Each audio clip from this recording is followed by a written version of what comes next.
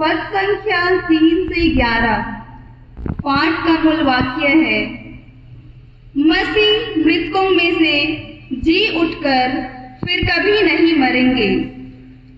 भाइयों, यीशु मसीह का जो बपतिस्मा हम सबों को मिला है वह उनकी मृत्यु का बपतिस्मा है। हम उनकी मृत्यु का बपतिस्मा ग्रहण कर उनके साथ इसलिए दफनाए गए हैं कि जिस तरह मसीह पिता के सामर्थ्य से मृतकों में से जी उठे हैं, उसी तरह हम भी एक नया जीवन जिए।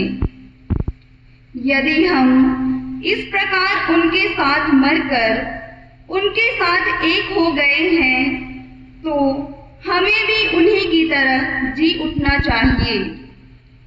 हमें कभी नहीं भूलना चाहिए कि हमारा पुराना स्वभाव उन्हीं के साथ क्रूस पर चढ़ाया जा चुका है, जिससे पाप का शरीर मर जाए और हम फिर पाप के दास ना बने, क्योंकि जो मर चुका है वह पाप की गुलामी से मुक्त हो जाता है।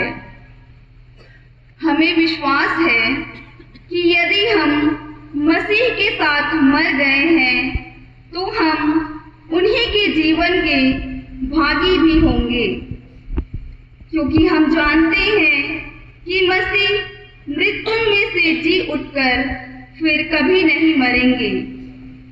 अब मृत्यु का उन पर कोई वश नहीं। वह पाप का हिसाब चुकाने के लिए एक बार मर गए और अब वह ईश्वर के लिए ही जीते हैं। आप लोग भी अपने को ऐसा ही समझिए, पाप के लिए मरा हुआ और यीशु मसीह में ईश्वर के लिए जीवित। प्रभु की